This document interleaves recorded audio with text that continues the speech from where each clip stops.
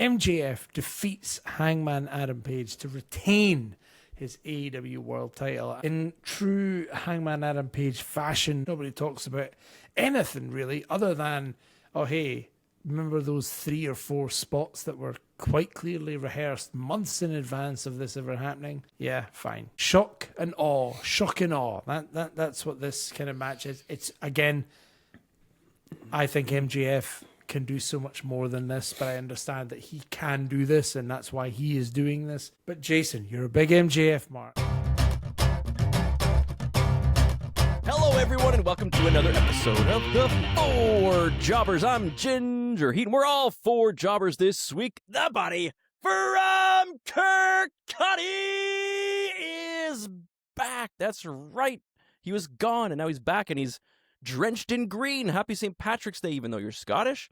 What is your favorite Irish thing? You can be a wrestler if you want. We could just go, keep it wrestling themed. I don't like any Irish wrestlers. Do you like anything Irish? Sheamus? Do you know what? You see, I feel like you're tricking me here to saying Guinness. I'm not going to say Guinness. I like a Guinness, but I'm going to say I love a nice creamy pint of Beamish. If you don't know, get to know. Beamish, it's a better Guinness. It's a better Guinness. So I'm throwing it out. Beamish, that's what Is that their like. slogan? Yeah, basically, yeah. Guinness. It's a better Guinness. Yeah, it's a beautiful pint. I feel like Guinness took over lately. That's all these idiots talk about is Guinness all the time. It never used to be that way, and it's always like, oh, they're always splitting G's all day. That's all they drink anymore. What's going on? I'm going to be splitting skulls. I'm sick of hearing about them. Just drink the fucking pint.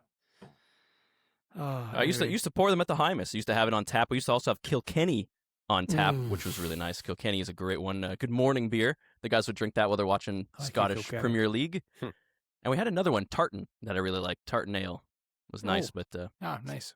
Don't know what happened to that. It's gone. Can't get it anymore. So instead, get a big light brew. How about that? You can definitely do that. Go Waxy the Venomous, the son of the dentist. Your turn. What's your favorite thing about Ireland, or your favorite Irish thing, or your favorite Irish wrestler? Well, I feel like we just spent a bunch of time talking about Guinness. I don't want to say Guinness. I do love the Irish accent. I do love the Irish accent. It is one of the most beautiful accents in the world, in my opinion. After the Scottish accent, huh? Well, obviously. All accents in here excluded, but the Irish accent is lovely. It makes whoever's speaking it sound so happy and joyful. Despite Ireland's rather complicated history. We won't get into it, but I don't know. It tickles your brain when you hear an Irish person speak. Anyone who's listened to the 4 jobbers from the start, listen to the 4 jobbers from the start. You'd have heard Gilbert's sultry sounds in your ear globes. Shout out to Gilbert. Jason Titi Tiaki this week. That is your name on here. What's your favorite Irish thing or person? My favorite Irish wrestler is Paddy Morrow. Who? Paddy Morrow. Look him up. Did you just look him up? Yeah, did you just? Yeah. I see your. I'm going to be watching for those press finisher. His team or stable is called Lads from the Flats with Worky. With who?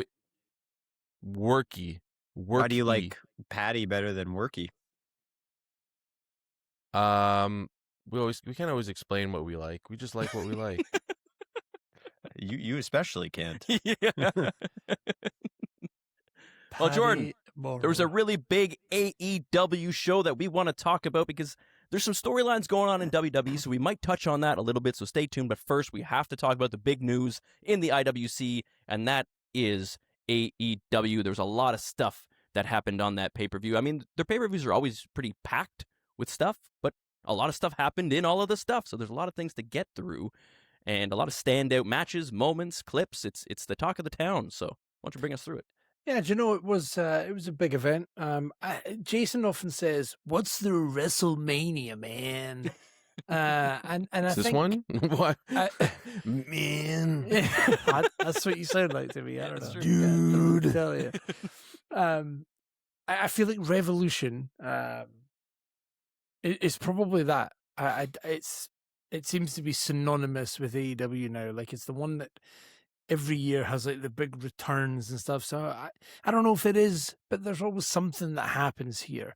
And there's a couple of things I wanted to go through, but I appreciate that you guys aren't necessarily AEW avid viewers like well, I was going to say myself, but I'm not even either at this point. But I definitely watch it a little bit more than you guys do.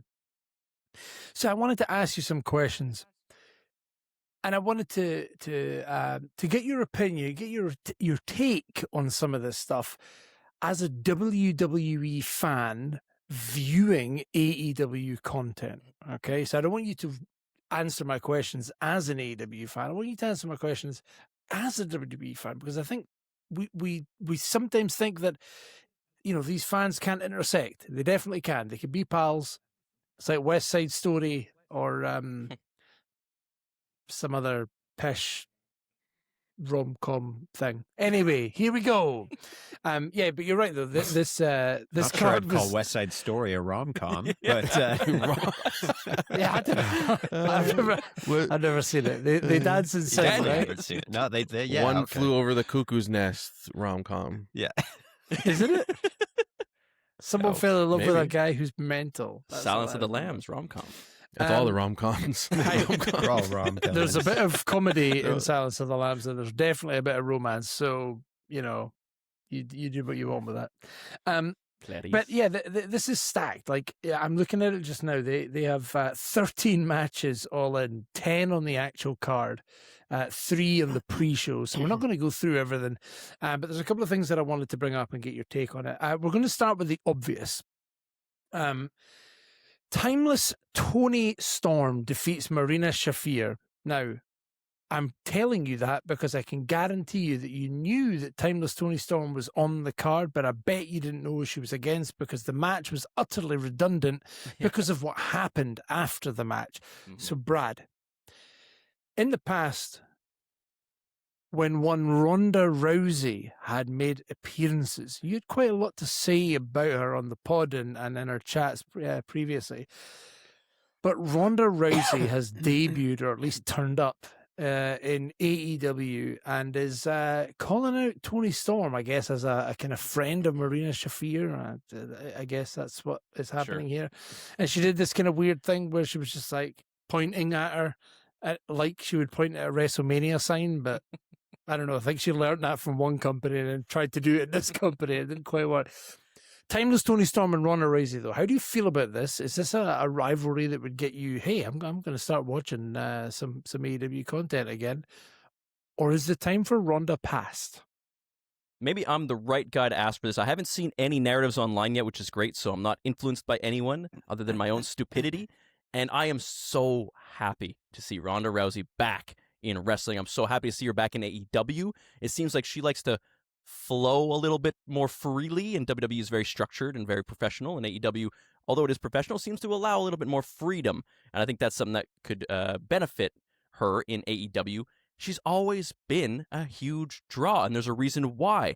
She's a badass. She's a real-life badass. She's going to be fighting on a super card against a very big opponent, someone who is big in the political world, someone who's big online, someone who's big in the Disney world.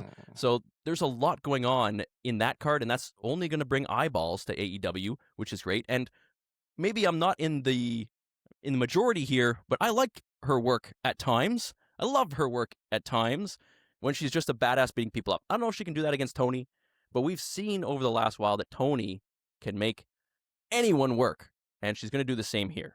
She already, just seeing the two of them staring at each other, something that probably most of us never thought would happen. I don't know if everyone wanted it to happen, but either way, it's happening, and I'm here for it. So yes, I will be tuning into AEW. I do watch highlights and things, but now I'm going to be making sure I'm tuned in because I got to see where this goes and a few other ones that we'll talk about later. But personally, I'm locked in for this one. Nice. Yeah, I mean, it's a weird one with Ronda. Like, I think her last stint in WWE was kind of shite. And I think we could all agree with that. But For sure. maybe it's a different energy. You're right. In AEW, maybe we get something different.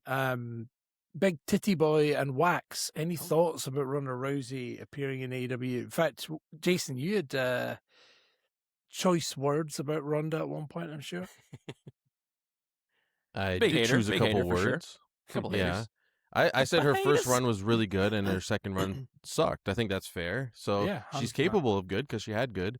The first thing I thought when I saw Ronda Rousey in the AEW ring was, that's hilarious. And it made me laugh because I know there's so many, and I'm talking about like the AEW marks, not people that just watch it and watch both or whatever. Like the real marks are probably so mad because they're bringing in like a celebrity name that's more name than wrestling. Maybe.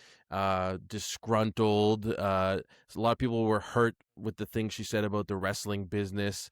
I don't really care what she says about the wrestling business as long as she can put on something entertaining. If she does a good job, then who cares? But because she's not part of the business, she comes in, draws eyeballs, and then leaves. Eyeballs. But it's funny that AEW is getting someone like that. I think it's good because I'll probably be somewhat interested to tune in just to see if she does well. You know, I want to see how she does and how people react to her, and people will react to her, bad or good, not just indifferent. So that's what you want. Yeah, it like Tony is the exact opposite of what Ronda is. She is a fully 100%. worked out character that has nuance and isn't based in any kind of. I mean, she's based in reality, but you understand what I mean. Like it's really.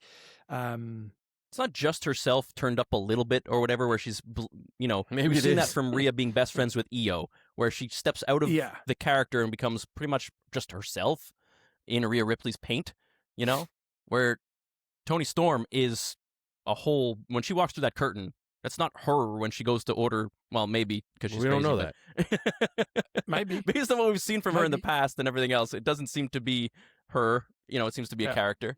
To an extent.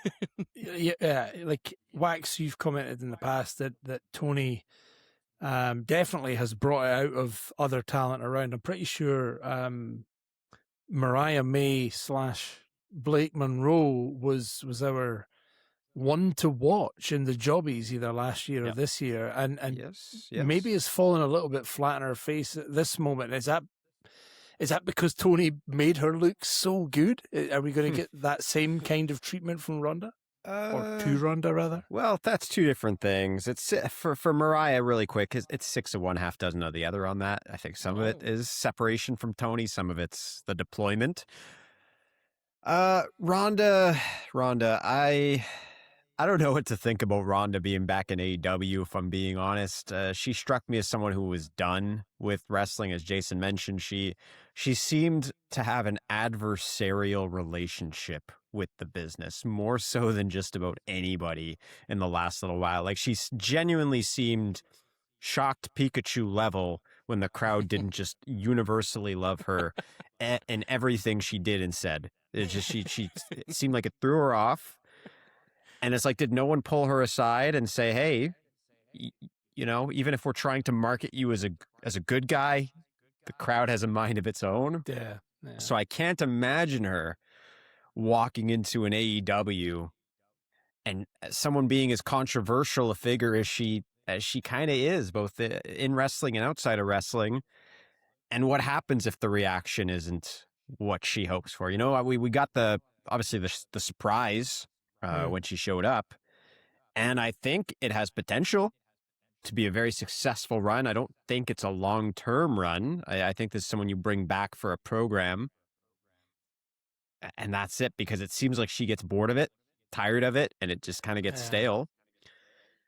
But yeah, I mean, Tony's the right person probably to do it, because Tony's interesting in whatever she does. So even if Ronda ends up being more akin to her second run in WWE versus her first, at least I'm going to watch Tony. And I know I'm going to have a good time watching Tony. I don't want to see Ronda being in like that WWE role of what they tried to do with her, where it's like make her an everyday wrestler. I don't think anybody ever wanted that. She should be a spectacle that comes in and either dominates. She's a Brock Lesnar. She should be, yeah. She's she Brock should be in the Brock Lesnar-esque, Lesnar role. right? That's probably best. Don't bring her on and float around the card and have her lose this or have long matches. Like, none of that works. We've seen it from her work-wise. We've seen it from her attitude-wise. Please, just don't go down that route. It does, like you say, Wax, sounds like this is a one-off. Come in, have this moment with Tony. It's like a marketing thing. She's got the marketing, the fight. Yeah, true. She'll be here in front of a lot of nerds, and that's going to be great for their viewership everywhere. So it's fantastic. Probably. And that's it. And we move on. Yeah. I like It that. was a weak debut though. She just showed Yep. up And just stood there. They're like, oh, there's someone in the ring, and she's just like, Yeah, It's just for that moment of like seeing the two of them in the ring, but nothing. Did you want her they to play say her music anything? or something. Yeah, I guess maybe they can't. I don't know. I They think could get dead. it would have been better they with could. her just being at the top of the ramp. Music hits, she comes out to the ramp, and she just, Yeah. eyes her up. And then 20 that's it. masked people will come in, and she'll slowly unmask. That would be good. Yeah, That's what we need. More masked men. more masks, more men, More Gimps. or Carrying women. Cross. He has a chance. But yes, there we go. There's one aspect of AEW Revolution that I thought was worth having a discussion about. Another one, very quickly, that I want to touch on. Your hometown boy is a 2-time champ in AEW. Speedball Mike Bailey, Speedball Bailey Ball Speed Mike, whatever his name is now a 2-time trios champ in AEW. Again, I watched some of the highlights from this match. It really is not my kind of thing, not my kind of style. The jump, flip, kick, hit, spin, jump, hey, rope, back, pin, kick it, hit. Like it's too fast for me. I don't enjoy it. I need peaks and troughs. I need everything Slow to it down. slow it down. My Watch it on eyes half are speed. yeah, like I can't. Plus, my telly's pretty shit, so like the refresh rate's bad. So things I can't watch it. It doesn't work for me. So yeah, it's not my kind of thing. But I know he is your boy, so I thought it's worth shouting him out. Well done, 2-time champ. And do you know what? If he's enjoying it, he's killing it. With Mystico. Happy. That's pretty cool. Very yeah. cool. I got to watch, obviously we remember him as Sin Cara, and that was a dud, unfortunately. I think his style was maybe a bit ahead of where WWE was at the time. They weren't ready for a guy like him, and he didn't do himself any favors either. But I did get to go see him at Arena Mexico. That's Oh, When he was with sick. CMLL, he was Caristico at the time, and he was so over with the crowd and so Yeah, good that's when mad. he's wrestling in his style. So as much as I agree with you, Jordan, it's a style of wrestling that you have to enjoy. Sometimes when you see the personnel, it helps me at least situate myself. If I see someone like Speedball, I see someone like Mystico. I also really like Kevin Knight, right? Kevin That's his name. Also Yep. with them. I know what I'm in for with those guys. And it's the same way as I feel a certain type of way when I see Nick Gage come to the ring or PCP Crazy Manny, right? You kind of know the type of match you're in store for. So wrestling is a variety show. I like that line that was said when Danhausen showed up. Yeah. And I've found myself enjoying the variety of wrestling more with that mindset. Even if, yes, I have preferences, as we all do. 100%. And that's like a very high, it's like the highest level of that kind of wrestling. So even if you don't love it, if you're going to sit there and watch that match, you're not going to be bored or whatever, even if it's not your style. No. You're going to be entertained, and especially if you're live, then it's a feast, a spectacle for the eyes, for sure. You don't have to like reggae, but if you hear a Bob Marley song, you can appreciate a Bob Marley song. I don't know. This is the first one that came to mind. Speedball. Bob Marley. Bob Marley. Speed Bob Marley. Speed. He's the Bob Marley of the wrestling Reggae world. Marley. Many are saying this. Many are I've saying heard this. that. I've heard that. Yes. Sports Illustrated said it. Ah, nice. I like Jason. Bob Marley. Yeah. But I don't Jason, like you- Speedball. No, sure. There was another return on the show though, that I think is important to bring up. Which one? Canadian heroes Ah. returning at the end of the FTR Young Bucks match, where FTR retain the what they call tag team championships. We have a returning Edge, also known as Cope. Worst name Still ever. can't cope with that name. It's so bad. I don't understand why they've done it. But anyway, Cope has returned, and it looks like he's got a friend with him this time. No longer whispering in his ear, Go fuck yourself. They're actually pals. They're on the same side, it seems. So we actually have Cope and Cage, Christian and Edge back together, and it looks like we're going to get maybe a last kind of run as them with them as tag champs at some point, I guess. Jason, how do you feel about seeing Edge and Christian, Cope and Cage back together? Edge. To be honest with you, I didn't know that he was away. So it was cool to see him back.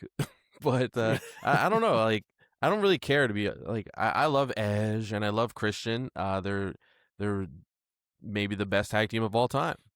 And Edge, in my opinion, is arguably the best heel of all time when he was on that run. So they're great. But in this day and age, I'm just not invested. Obviously, I don't watch AEW, so I don't know why he came back. Like, obviously, that's the main thing. But I'm not even really intrigued to get into their thing. Like, I don't know. Like, I'm not saying it's bad, but it's just not pulling me enough. This is definitely something more for, like, if you're a weekly fan and you're watching the show, I think this is pretty awesome. It's going to be great to have these guys around. They're hilarious. They're funny. They're great workers.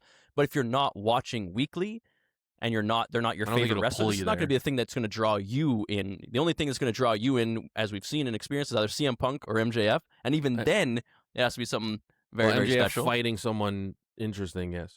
Which, I'm sure we'll get to that. Not interesting enough for you is one thing. But yes, I think that's a big caveat here is if you're a weekly show watcher, this is huge. If you're not, then maybe it's not the thing that pulls you in and draws you in, because I can understand that for sure. Yeah, I think that there definitely is some story in this with FTR. I'm pretty sure they took out Edge months back. The whole chat was that Edge or Cope, whatever, was off TV, and maybe he'll turn up in the John Cena retirement tour at the end of last year. And that never materialized, and he is again back in I'll say back in AEW, back on TV in AEW. It's funny because these tag teams that are, it's like the Hardys and the Dudleys had a match, was at the end of last year for the TNA tag titles, as a kind of like, this is the last match for the Dudleys, if we don't win, we're going to retire kind of thing. And it was fine. I watched it. It was a match that happened. But it's tough to get invested when you're watching four people who you've, grown up with and loved your entire life, and you're just watching them not be able to do the thing that they were able to do before. But I don't know. They're playing a different character. Yeah. It does feel like that, especially with Well, they are. I mean, they are playing Matt and Jeff is a good example of that. Like, they've spoken pretty openly about some of the moves they used to do they can't do anymore. So they've, particularly their tag team stuff together, so they've changed the way they do certain moves so they're not quite the same as they were. And it just kind of pulls me out of it. It makes me think, oh, hang on a minute, these guys can't do what they used to do, then maybe you just shouldn't do it. But I don't know if we have that with Cope and Cage, Edge and Christian. I feel like we still have two guys that can go. And against someone like FTR, I think the pacing in a match like that is going to be pretty damn good. The one thing that kind of ironically works a bit in Cope and Cage's favor is they both were semi-retired for several years due to injury. So they have less miles on them. Yeah, true. Look, does this excite me about weekly AEW television? Probably not. But sometimes you also need a little fan service. Yeah. And you can't have Adam Copeland and Christian Cage on the same promotion and not have them join up for one last run at some point. You have to do it. You have to do it. I'm glad they made people wait. I'm glad we got the go fuck yourself from Christian, because that was his persona at the time. Yeah, it would. But it's nice. I would watch them versus FTR, which is, I believe, going to be the feud. I'd watch it. I would tune in for that match. Yes. AEW cares about tag team wrestling, at least. They're putting investment in. Even like you have these things where it goes around, right? You had the Young Bucks went away, and then FTR came up, and then there was some rotating, and the other teams came up, and now all of a sudden these guys are up here. There's all kinds of moving parts and interesting things happening in the tag division if you're paying attention at AEW, which is good. That's what it should be. Whether you like it or not, tag team wrestling is whether it's for you or not, it should still be full of story and characters and nuance and levels. So at least they're doing that for the moment. No, do you know what? You're absolutely right. It's a good point. Like, AEW do tag team wrestling so much better than WWE do. The problem is that they introduce these trios titles, and what they've done is rather than have trios or factions competing for them, they've sucked tag teams out of the division and added somebody else in. So, like in the example of Jet Speed and Mystico, they've become the trios champs, but they're not a trio before now. It's a tag team with another dude. And that's not a bad thing, but it means that you take talent from one pool and put them into something else. Exactly in the same way that the women's tag titles in WWE are being used. You're taking your kind of mid-card talent that are not fighting at the top right now, and you're putting them in tag teams because you don't really have anything else. So you're right, they do tag team wrestling better, but I feel like they get stale at times when other tag teams are involved in trios title pish around about. Absolutely. But definitely, for me, I'm excited for it. I like seeing nostalgia acts. It makes me feel like I'm 12 again. And these guys bring out story because they talk shit and they're nefarious, even though they're good guys. So they bring a lot of interesting stuff. It's not just going to be this is the match. No, they're gonna talk shit. They're gonna interfere in stuff. There's gonna be some good mouth battles between these two teams. Mouth battles. Some people call them promos, but that's fine. Get a Mouth mouth battle battles going. is fine. Battle. Tongue kissing. Mouth All wars. There are some other matches on the card that obviously are worth having a look at. Please go and watch the card. At least watch some highlights on AEW's channels all over social media. But the last thing I really want to talk to you boys about is, of course, the main event. MJF defeats Hangman Adam Page to retain his AEW World Title, and in true Hangman Adam Page fashion, nobody talks about the finish. Nobody talks about the story and the build up to or through the match. Nobody talks about anything really other than, oh, hey, remember those 3 or 4 spots that were quite clearly rehearsed months in advance of this ever happening? Yeah, fine. Cool. Shock and awe. That's what this kind of match is. It's, again, I think MJF can do so much more than this, but I understand that he can do this, and that's why he is doing this. But Jason, you're a big MJF mark. I think more than anyone I've ever met in my life. What was your thoughts on some of the moments that you've seen from the match? I mean, you are right that MJF could do more, could do something different. He can literally do anything. Like, he can go do this 46-minute, I think, death match style bonanza, whatever the hell it was. He could have a 60-minute Iron Man match with, like, Bret Hart if he had to. Like, he could do anything. And he pours his heart and soul into everything he does. Like, even that little intro before the match when he pretends to be a cowboy and they have that cowboy version of his theme. He's pissing on Adam, what's his name? Adam Page's Cole. Adam Page's Cole. Yeah, anyways, it was a nice intro. And he could do anything. This kind of match isn't really like something I wouldn't mind seeing it live, maybe. Like, this is something more like I would be down to see live. Sure. Because it's basically like, look at all these, it's like a Home Alone house, or look at all these traps we set up, and then they get to do them for you. And for me, that's not the most interesting thing in wrestling. I like if there's one here, one there, but it just felt like a whole match dedicated around that. And some people like it, and that's fine. I didn't watch it. I just watched the highlights. The syringe spot, I'll never understand even. Like, I don't understand it whatsoever. Like, we've seen it before, and you just slowly, safely, like, stick it through his cheek. Like, I don't get it. Like, spots are supposed to be quick. They're supposed to look like they hurt. Obviously, like, I just don't get that. Like, you're supposed to jam it in. And if you can't jam it in, I don't want to see it. You have to, like, put it in nice and slow. What the hell's the point? I mean, So, I get that, like, all in. the image of it, of the needle through the cheek and then him but you're watching him do it. It takes me out of it. It's like, I'm going to sit here for you and be very, don't move. What's going in now? It's like, it's stupid. I don't understand it. What's the payoff? I understand like a flaming table or tacks. It's stuff you throw them on. It's quick. It can happen in the flow of the match. You don't have to stop and sit in a chair and slowly like do dental work. It's ridiculous. I don't get it. I don't get it. Yeah.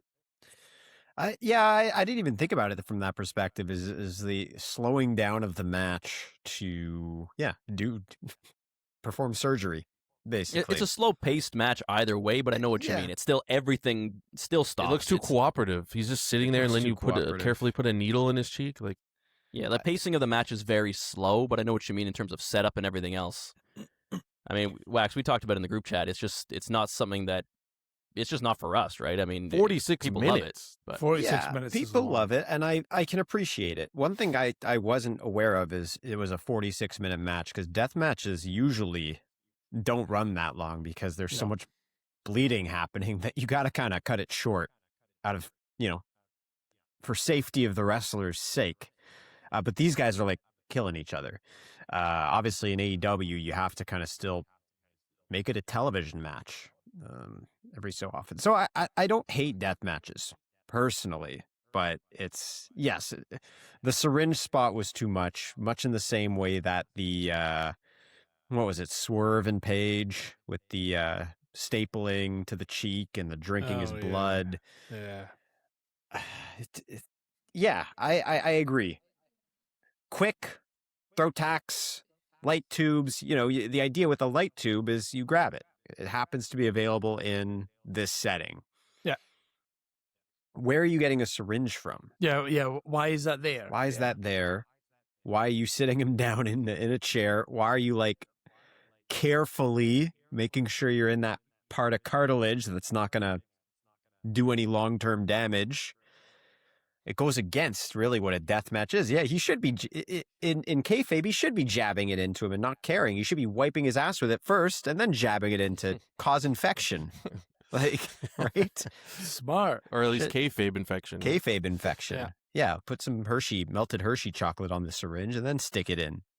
Oh, right. To be poo. Now we're cooking. Now we're cooking. Nice. Injecting with chocolate. I tried. there was, I don't know what I'm saying. Like one moment that does work for me in that is, and I don't think I've ever seen this. We always see it be an impact spot. Broken glass down in the ring. Typically, we'll see like a suplex onto it or something like that, and it's like, oh yeah, that's crap. But the thing that always annoys me with that is that the other person who put the glass down would obviously get hurt with that as well, right? Yeah. It never made sense to me. But watching this match, there's glass down in the ring, and again, quick, like impactful, picks up the legs and drags them through the glass. That makes perfect sense to me. I know that would suck. Being dragged anywhere is annoying. Imagine being dragged through glass. That would be shit.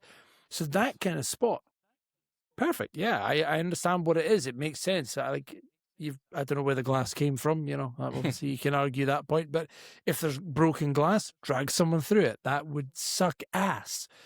But you're right. It does take me out of it massively when you're like watching a spot. Do you remember back, was it Randy and Jeff Hardy did the whole screwdriver in the ear thing? I remember that took ages for them to do it because they were so worried about hurting each other or whatever. And I was like, if I was Jeff Hardy, I would have just punched him in the cock by this point. Why punched him right in the penis? Yeah. Why are you letting this happen? So yeah, I do agree. I do agree. MJF though is just one of these guys. You're right, Jason. That just he will do anything. He can do anything, and he proves time and time again why he deserves to be at the top of that card. But this means that Page cannot challenge for the AEW World Championship ever again. Thank God. Now this is not while MJF has the title. This is ever. I mean, I'm surely that will have to change at some point. Of course he can, but surely that's not going to be the end of him ever being able to do that. But what does MJF do now? Like, if you look at the card, is there anybody in AEW that you're like, okay, that's who I want It's to got see to be him someone fight? big now. Don't give me another. I mean, I know he's beloved, but like someone bigger than Hangman. Yeah, Come because on. he's big and like in the canon of I'm talking about like AEW, Kenny. I'm he's talking mega about and like, yeah. it's got to be like Kenny level for sure. We had I another think he's return on- preoccupied now. Procopod. Preoccupied. we had Osprey returned, but it looks like he's Going be after someone else. So why would Osprey show up and have like that, Incredible Hulk or Goku out of the tube entrance and then not go after the main title? Like, it seems like such a big return, such a big guy, perfect timing, but they must have something. I don't know if it's going to be another small stuff until the big one. You know what I mean? It doesn't seem like they're lining up. When's the next pay-per-view type shit? He's just going to muck about until he finds the right opponent for the next pay-per-view. I mean, the next pay-per-view you have is April 12th, Dynasty, whatever the hell, Dynasty. April. Is there anyone that can stick with him on the mic, that can fight with him on the mic? Like we're getting Roman Reigns battling it out against CM Punk on the microphone. I'm wondering if there's anyone who can even come near MJF. The closest I can think of is Swerve Strickland. He's good on the mic. They already had their thing, right? But I've already seen it. Like, it's Exactly. not new. And they had great promos. There was amazing stuff between those two, and that's what we're What kind of about looking for Edge? again. He's He's in the tag team thing, but It should have been him. Yeah. That would have been. I would have watched that. You were talking about. I'll come back to watch Edge fight MJF 100%. we could be watching right now. We could be watching MJF CM Punk instead of CM Punk Roman.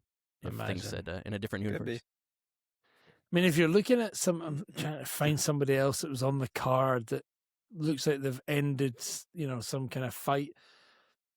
I don't know, like Konosuke Takeshita, like maybe, but again, it's not on the mic. They're going to find another good match for him. They're going to find matches like that are probably really good, but it's not going to bring in the outside fans. It's not going to be what we want, which is full story building into multiple matches where MJF cheats and does, his devious things. And Darby Allin, maybe, but again, I've seen that before. So I don't know. I don't know what you do. I don't know. There's nobody quite there at the same level as MJF, is there? But look, anyway, whatever it is, it's going to be gold because it's MJF, and that's what he does. He brings it out of everyone, and he makes it better. He makes AEW worth watching. So there you have it. But some talking points from AEW. That is all I have for you. If there's anything else you want to bring up from the world of wrestling outside of that, feel free. But that is me done. Ranting. Jason, is there anything you wanted to say from the promo that we just saw yesterday? Well, just one quick thing about AEW, because I saw this comment. I think someone was complaining about the run time and how many matches there were. And then all the comments underneath is, you're complaining how long it is or how much matches you get? Like, what's wrong with you? And I'm thinking, like, am I crazy? Because when a pay-per-view is too long with too many matches, it turns me off also. Like, I don't really enjoy that. I'm happy that everyone's getting on the card, but as like the product that I'm consuming, I think it dilutes it and it ruins it. Same thing with music. When like someone I want to hear, a new album coming out and he's got like 25 songs, I'm like, ugh. Like, just give me 10 like great songs and just give me like 6 great matches. I think when you're locked into AEW, it makes more sense because all of these matches did have story leading into it. Even if they're not the biggest or whatever, it feels like a marathon, especially to someone who doesn't care about half the matches. But when you're watching you tell me like there's people out there that cared about every single match enough? No way. Like, it's got to be a small percentage. There's got to be a couple matches you could. There's always a couple. Whatever, Yeah. Technically, a few must have. But that's their thing, right? They want to get as many matches, as many people on the card, and that's one of the downsides. If we're not watching as closely as a lot of people, which we're not, then we miss out on a lot of the nuance. But even WWE, if they give me that many, I'm like, what the hell's going on? Like, it's too much. Instead, WWE likes to give like 2 or 4 on a one good 3-hour card, 4 matches. So a lot of this time that is better than commercials. The commercial time on WWE often surpasses the wrestling time on the show, and that's not something you're going to get from AEW. And that is I think true. It just means, there's a couple matches that could go, but when you're locked in and watching it, a lot of the matches have a lot of story and a lot going on. So, There's a few that we could always cut, but it seems to be like they put. It is a good point. I would Filler rather watch. I'm just going to pick out a random one here. I would rather watch the Divine Dominion defeating the Babes of Wrath that lasted 5 minutes than watch 5 minutes of boo boo boo boo boo boo boo boo boo on WWE's pay per view. If they had straight Jordan off, doing then that- I agree. While it was playing, then I wouldn't hate it so much. Yeah, Just if had it was Jordan- just me doing this, and then Boop, boop, boop. Why can't they change Yeah. the songs? They're trying to like brain rosh me. Brain Rosh. a If brain you're not getting rash. commercials, you're gonna eat shit. Surely, like they used to just do shit like bring Triple H and Shawn Michaels out to sell merch in some DX advert. Do that. I would actually rather watch that. They Maybe got that's why- Danhausen out there. Yeah, maybe that's why Danhausen's here. He can be the pish between matches. That's fine. I'm okay with it. Like when you watch certain shows, there are like in arena interviews and little things that don't get put on TV. Those I think should it's be just all the Raw. time. Yeah, I maybe think it's just Raw. SmackDown Well, there's has also that more. pay-per-view, wasn't it? This is on Oh, the pay-per-view. pay-per-view. Oh, If I'm paying Yeah, for it, pay-per-view. you need to give me Royal some Rumble. content. That's Yeah, a Royal Royal Rumble. I'm No. sorry. I'm a Oh, premium, Elimination Chamber. Elimination Chamber. premium live event, and you're giving me Premium fish. fucking ad breaks in it. I've paid for this shit. Yep. No, come on. Now. Anyway, That's the new thing, ad-tiered pricing. Now you can pay $10 a month, you're still going to get ads. But if you pay $20, Disgusting. disgusting. nah. Well, there you Anything have it. else from Raw that you wanted to mention on that, Jay?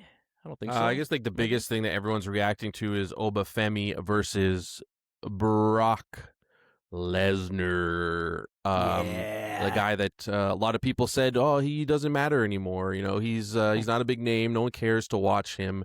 But I would beg to differ. And I know everyone's gonna be like, it's just because it's Oba. It's like, no, it's not. It's because Oba's going after Brock. That and clip Brock is has a draw. the most viewed clip of the weekend, more than like the needle in I the saw face. some- I'm yeah, some sorry, it's people not are because saying, of like, it's Obafemi. Oba. I love Obafemi, but it's not because of Obafemi.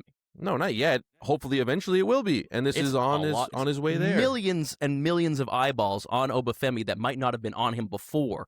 So this is fantastic in every way, and the moment was great. Oba looks so good. Michael Cole swearing. A lot of people are making a deal about that. I thought it was kind of cheesy. Didn't like it personally, but the moment itself Yeah, is he's so kinda cheesy, yeah. sick. Yeah, and that's why the use of it was so planted that it didn't feel natural to me. But maybe it's just part of the show. It is what it is. I'm just saying my personal opinion on that thing, just because there's a lot of narratives about it.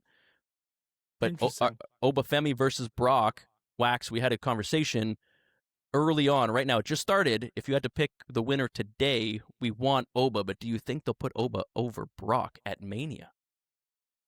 I think there's no reason why they wouldn't. I think I hope so. Brock is at the stage in his career where it is going to be a wind down for him. And what else did you see in that clip? A lot of people pointed out Brock told Oba, "Put your foot on me," like really That's very make me clear. look like I don't want to say like a jobber, but like make it look like you just like did something. Young boy.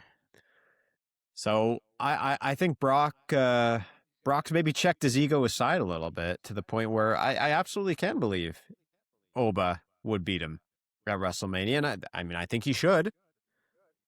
We make the argument all the time. What does Brock get from beating Obafemi at WrestleMania? Nothing. What does Oba get? He's the guy who beat Brock Ova. Lesnar at WrestleMania. I guess Oba. The Ova. Undertaker couldn't even do that.